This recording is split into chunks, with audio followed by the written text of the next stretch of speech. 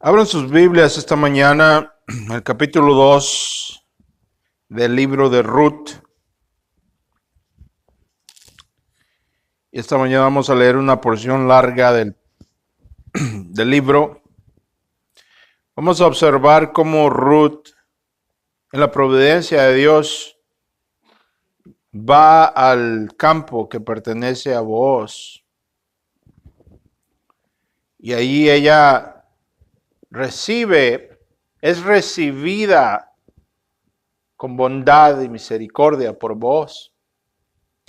Y aquí en la narrativa del texto vemos una ilustración que nos ayuda a entender o quizás a capturar en nuestros corazones un concepto un poco más claro de la gracia de Dios. Es un ejemplo para nosotros. El apóstol Pablo nos dice en su carta a los romanos que todas las escrituras nos han sido dadas para nuestro beneficio, que han sido guardadas para nuestro beneficio, para nosotros a quien se les ha revelado al Señor Jesucristo.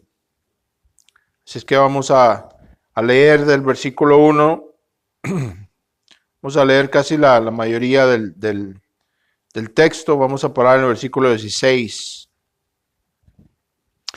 Y el texto nos dice, la palabra de Dios nos dice, y tenía Noemí un pariente de su marido, un hombre de mucha riqueza, un hombre que era de la familia de Alimelech, el cual se llamaba Booz. Y Ruth la Moabita dijo a Noemí, te ruego que me dejes ir al campo y recoger espigas en pos de aquel en cuyos ojos halle gracia. Y Noemí le respondió, ve, hija mía. Entonces partió Ruth y fue y espigó en el campo en pos de los segadores. Y aconteció que fue a la parte del campo que le pertenecía a Booz, quien era de la familia de Elimelech. Y he aquí que vino Booz de Belén y dijo a los segadores, el Señor sea con vosotros. Y ellos respondieron, que el Señor te bendiga. Entonces Booz dijo a su siervo, que estaba a cargo de los segadores, oye, ¿de qué familia es esta joven? Y el siervo a cargo de los segadores respondió y dijo, esta es la joven moabita que volvió con Noemí de la tierra de Moab. Ella ha venido y dijo, te ruego que me dejes espigar y recoger tras los segadores entre los fajos de trigo, y vino y ha permanecido trabajando desde la mañana y no ha descansado solamente un momento. Entonces Booz dijo a Ruth, oye, hija mía, no vayas a espigar a otro campo, tampoco pases de aquí, sino que quédate con mis criadas. Fíjate pues en el campo donde ellas ciegan y ciégalas, pues que he ordenado a los siervos que no te molesten. Cuando tengas sed, ve a las vasijas y bebe del agua del que sacan los siervos. Entonces ella bajó su rostro y se postró en la tierra y le dijo, ¿por qué pues he hallado gracia ante tus ojos, para que te fijes en mí, siendo yo extranjera? Y Booz le respondió y dijo, todo lo que has hecho por tu suegra después de la muerte de tu esposo me ha sido informado en detalle. Y como dejaste a tu padre y a tu madre y a tu tierra natal, viniste a un pueblo que antes no conocías. Que el Señor te recompense tu obra y que tu remuneración sea completa de parte del Señor, Dios de Israel, bajo cuyas alas has venido a refugiarte. Entonces ella dijo, Señor mío, he hallado gracia ante tus ojos, porque me has consolado, en verdad has hablado con bondad a tu sierva, aunque yo no soy como una de tus siervas. Y a la hora de comer, vos le dijo, ven acá, para que comas del pan y te mojes tu pedazo de pan en el vinagre. Así pues ella se sentó junto a los segadores, y el siervo y él le sirvió grano tostado, y ella comió hasta saciarse y aún le sobró. Cuando ella se levantó para espigar, Booz ordenó a sus siervos, diciendo, dejadla espigar entre las gavillas y los fajos de trigo. No la avergoncéis, también sacaréis a propósito para ella y un poco del grano de los manojos, y los dejaréis para que ella los recoja. No la reprendáis. Vamos a orar.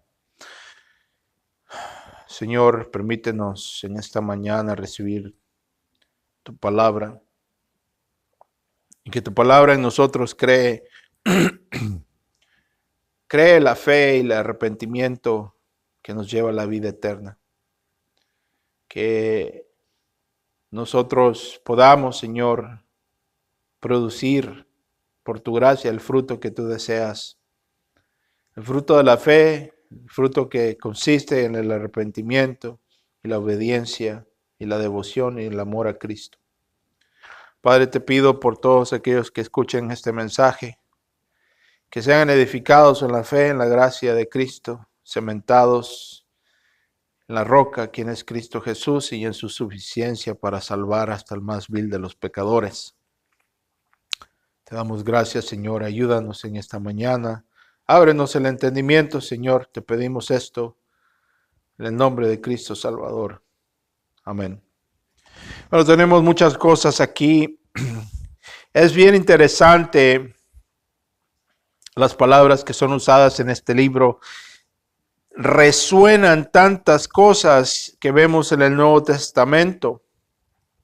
Por ejemplo, cuando vemos la pregunta de Ruth a Booz, el por qué ella había hallado gracia ante sus ojos.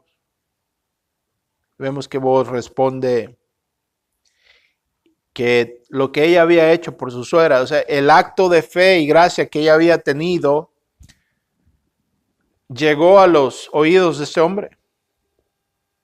Y este es simplemente un hombre, un ser humano como nosotros, ¿no? Pero esta es una de las razones por las cuales este libro está incluido en la Biblia, es porque Booz nos presenta una ilustración, un cuadro del kinsman redeemer, como le llaman en el inglés, que es el pariente redentor. Aquel que era de la familia de Elimelech. Aquel hombre que es presentado bajo la ley levítica como aquel que quien legalmente puede representar a aquellos que han sido destituidos. Aquel que puede rescatar, aquel que puede pagar nuestras deudas. Pero es interesante que Booz le dice, se me ha informado en detalle. Y a ver si esto resuena en sus corazones. Lo que él dice, se me ha informado en detalle cómo dejaste a tu padre y a tu madre y a tu tierra natal. Recuerda las palabras de Cristo, quien dice, a menos que dejéis a tu padre y a tu madre y vengas en pos de mí, no eres digno del reino. Ruth había renunciado a su vida anterior, a su pasado de paganidad, a su pasado de rebelión, ¿verdad? Ella había nacido en un pueblo separado de Dios, un pueblo excluido del pacto de Dios. Ella era una extranjera. Pero es interesante que cuando se le pasa revista su fidelidad es recompensada. Cuando llega el momento en que viene bajo el escrutinio de aquel hombre que en esta historia representa a Cristo, lo que ella hizo, su acto de fidelidad, y es importante de destacar o de señalar que es fácil, todo el mundo puede decir amén, aleluya, cuando todo está bien. Pero es una cosa muy distinta decir amén, aleluya, aquí estoy cuando las cosas van mal. Como un amigo mío dijo, un amigo es aquel que entra cuando todos salen. ¿Verdad? Un amigo es aquel que está ahí cuando la necesidad existe. Un amigo es aquel que dice aquí estoy cuando todos se van y te abandonan. Y es lo que Ruth había hecho por su suegra. Entonces vemos que esta es una historia de fe y de gracia, es una ilustración de la gracia divina, la historia de un hombre que al igual que nuestro antepasado Adán, llevó a su familia a la ruina y dejó a su esposa sin nada. Este es el caso de toda la humanidad ante Dios. Estamos en la ruina. Como descendientes de Adán, lo único que Adán nos ha heredado es el pecado y la ira de Dios. Esa es nuestra herencia como hijos de Adán. El pecado y la ira de Dios. Esa es nuestra recompensa. Eso es lo que todo ser humano se merece. Y esa es la situación de todo ser humano. Es importante, hermanos, entiendan que la doctrina del pecado original es una doctrina tan descuidada en la iglesia y es una doctrina tan necesaria para poder tener un entendimiento sano del Evangelio de Jesucristo. Pero lamentablemente las iglesias han descuidado la importancia de la doctrina del pecado original, porque son las consecuencias de tal cosa, las consecuencias a las cuales esta doctrina nos apuntan, que nos demuestran, que nos indican, que nos informan de entonces de nuestra situación precaria y del hecho que si necesitamos a Cristo no es para que nos mejore la vida, no es para que nos dé la seguridad que si venimos a Él vamos a tener una vida de amor, de salud y dinero. Pero la razón por la cual necesitamos a Cristo se encuentra en el hecho que somos de la familia de Adán y que nuestro problema más grande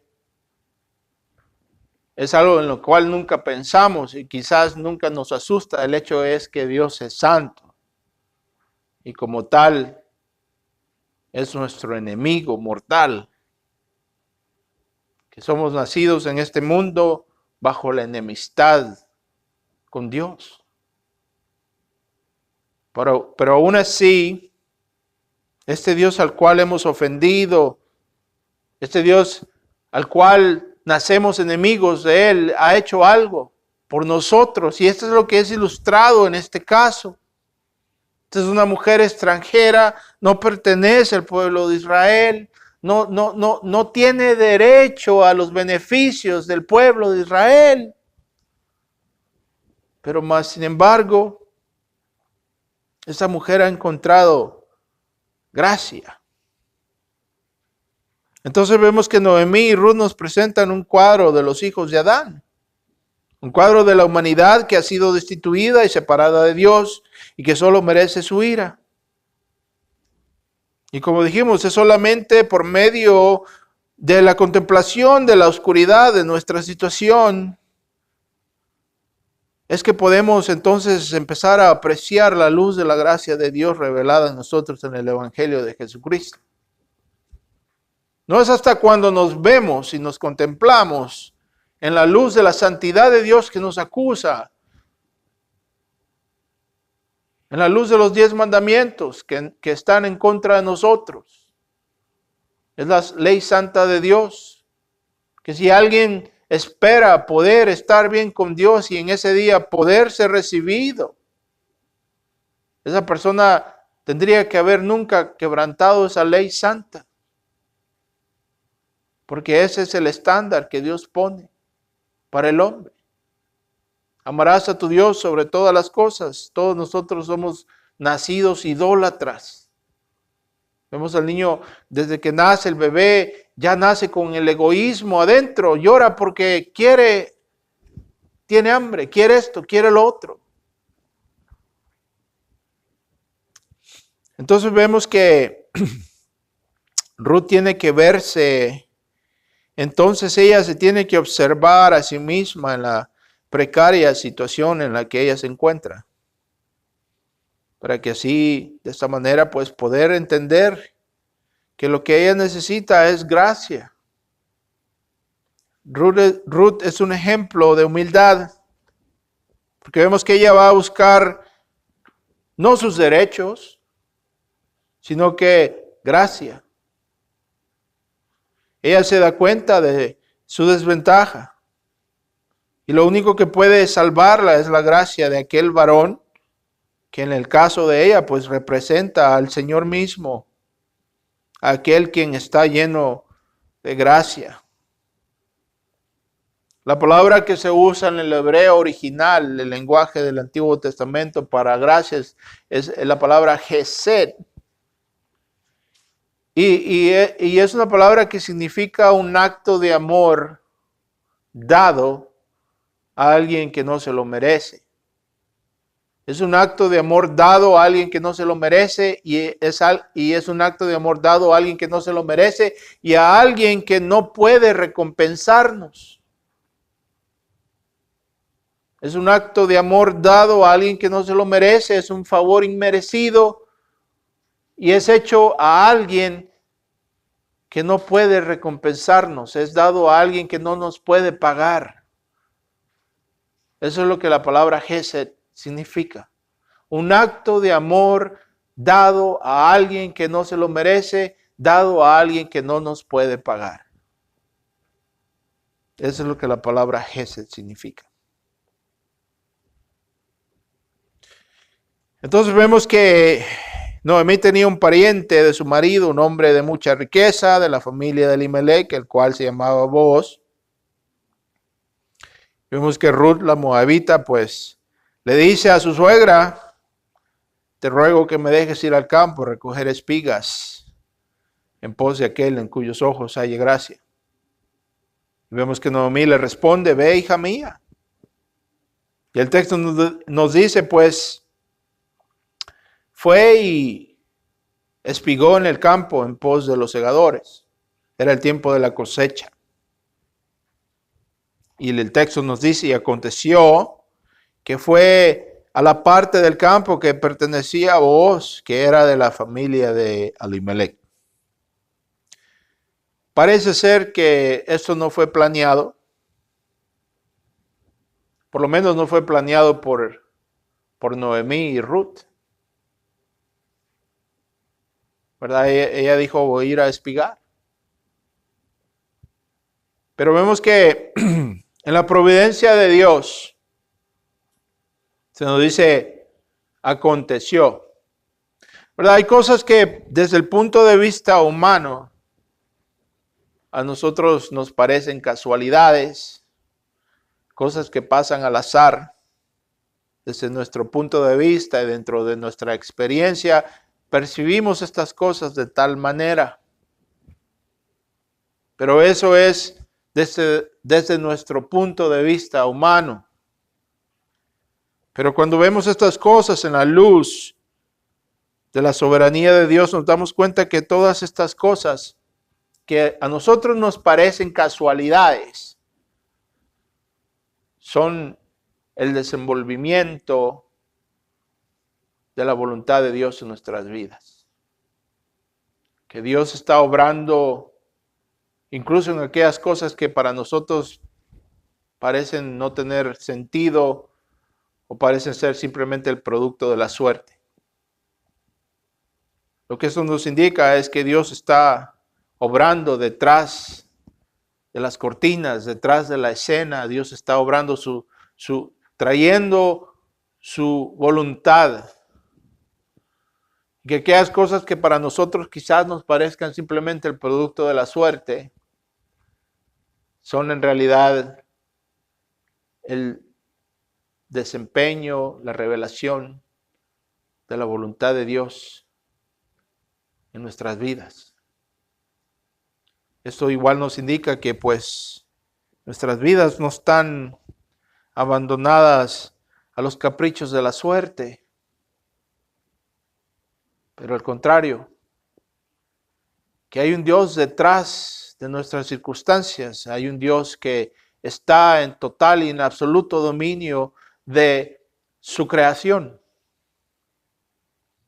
Eso nos debe de dar a nosotros paz y quietud y esperanza, porque eso nos indica que no estamos entonces a la merced de las fuerzas impersonales del universo.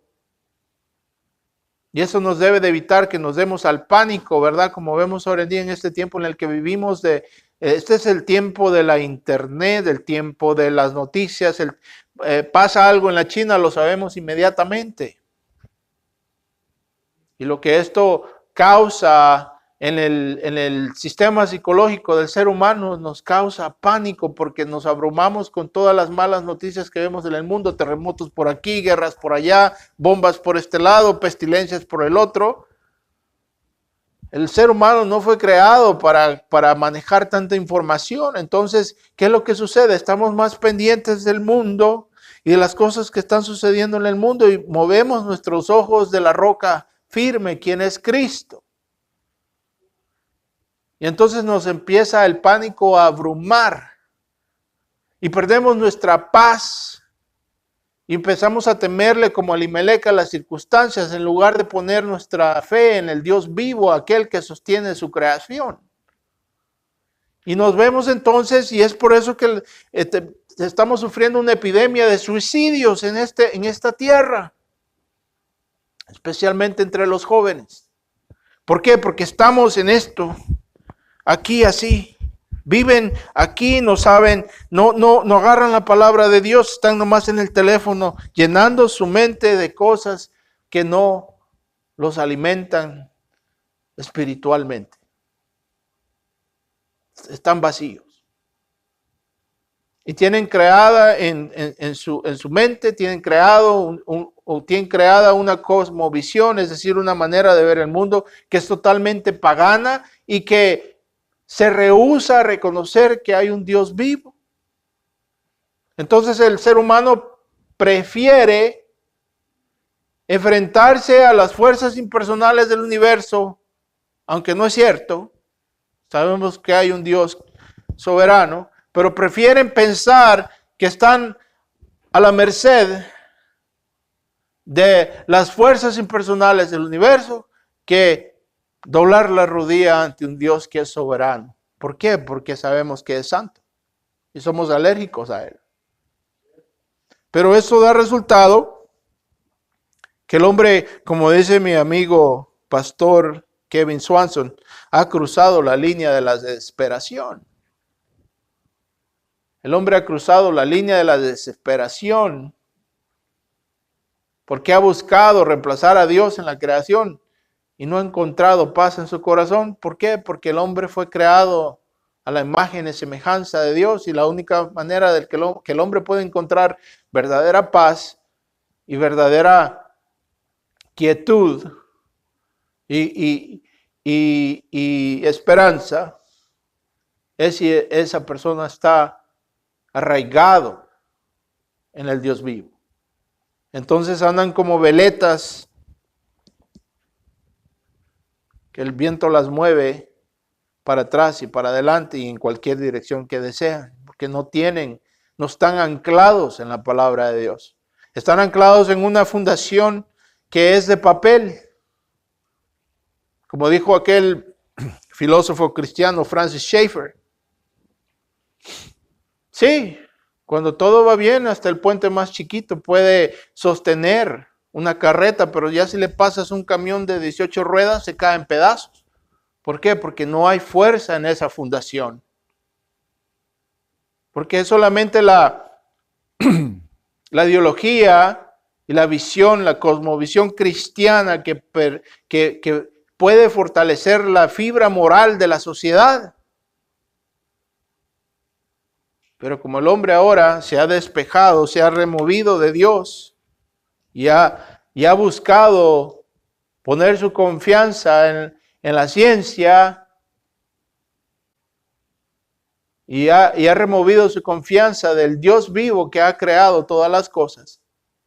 Entonces ahora resulta que cuando llegan las pestilencias, el peligro inminente de una tercera guerra mundial y todas las cosas que suceden, y las ven, se caen en pedazos. ¿Por qué? Porque no tienen ningún fundamento. Han abrazado, se han juntado, se han acomodado a una ideología, a una filosofía completamente ateísta. ¿Verdad? Pero aquí vemos que lo que al hombre le parece casualidad y simplemente el producto del azar es la providencia de Dios. Como dice el apóstol Pablo, Dios trabaja todas las cosas para nuestro bien y para su gloria. Hay un Dios vivo, soberano, que está en absoluto control. Entonces cuando vemos al mundo caerse en pedazos, el cristiano no se cae en pedazos. ¿Por qué? Porque sabe que hay un Dios. Entonces, cabe que lo que debemos de hacer entonces es tratar de conocer el carácter de este Dios del cual dependemos. ¿Verdad? Es por eso que insisto en que los cristianos se forjen en su mente un entendimiento vasto de las virtudes de Dios, de la personalidad de Dios, de los atributos de Dios.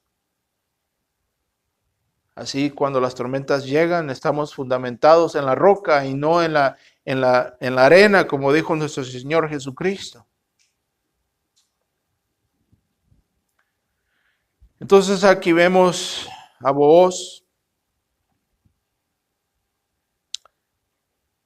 un varón que viene de Belén. Qué cosa más interesante, ¿no? Booz, se nos dice en los evangelios que está en la genealogía del Mesías. Booz, varón que viene de Belén. ¿A qué nos recuerda esto? Nos recuerda a aquel que unos 1300 años después vendría y sería anunciado por los ángeles en el libro de San Lucas, en el Evangelio, en el capítulo 14, en el capítulo 2 del versículo 14, se nos dice: y de repente apareció con él un ángel y una multitud de ejércitos celestiales alabando a Dios, diciendo: gloria a Dios en las alturas, en la tierra paz entre los hombres en quienes él se complace. Y vemos el saludo de Booz a sus siervos, le dice: el Señor sea con vosotros. Y ellos le responden: el Señor te bendiga. ¿Verdad? Habría de venir otro varón unos 1300 años después, descendiente de Booz, quien traería la paz de Dios al hombre. Ahora vemos que Booz pregunta: ¿quién es esta joven y de qué familia viene? Ahora vemos que Ruth pues pertenecía a los moabitas, por consecuencia sin derechos. Aunque por medio de su marido ella había sido adoptada en la familia de Elimelech y ella no renunció a esta herencia, e incluso cuando todo parecía perdido. Entonces esto nos deja ver que ella no estaba por conveniencia, ¿verdad? Ruth no estaba por conveniencia. Ella no estaba ahí porque le convenía haberse quedado con Noemí. Pero ella estaba ahí porque ella había creído, había puesto su fe y confianza en el Dios de Israel. Y había dicho: aquí me quedo, a pesar de lo que venga. Ella no era un asalariado, ¿no? El Señor Jesucristo nos dice en el Evangelio de San Juan, en el capítulo 10, versículo 11, nos dice: yo soy el buen pastor. El buen pastor da su vida por las ovejas, es decir, se sacrifica, ¿verdad? Es la marca de distinción del verdadero pastor, que él no es un asalariado. Dice: pero el que es asalariado, versículo 12, dice: pero el que es asalariado y no un pastor, dice, aquel que no es el dueño de las ovejitas, cuando ve venir al lobo feroz, las abandona las ovejas y huye. Y entonces viene el lobo y las arrebata y las dispersa. Él huye porque solo trabaja por el pago y no le importan las ovejas. ¿Verdad? Es la diferencia. Dice: yo soy el buen pastor. Y me reconozco y me doy a conocer no en el hecho de que lo digo, pero en el hecho de que doy mi vida por ellas. Y ese es el carácter de aquel que sirve a Dios y aquel que sigue a Dios. Aquí lo vemos reflejado en Ruth, ¿no? Ella había decidido que ella iba a permanecer con Noemí, iba a atender a las necesidades de Noemí, no por conveniencia, no porque Noemí estuviera esperando una gran herencia. Noemí estaba destituida en la calle. Pero ella lo hace, ¿por qué? Porque ella ha creído en el Dios de Israel. Ella ha puesto entonces su fe y su confianza en ese Dios.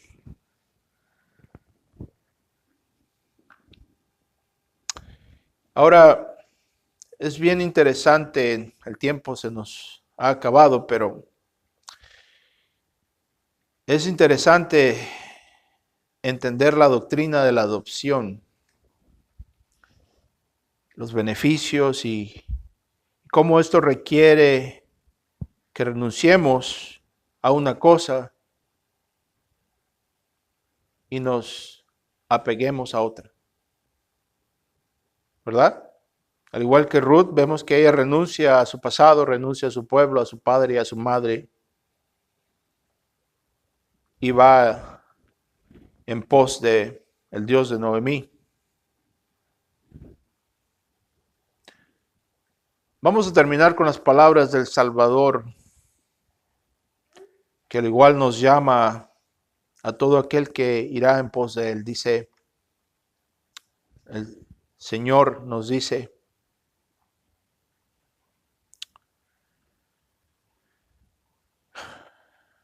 vemos que nos dice el Evangelio de Lucas, si alguno ha de venir en pos de mí,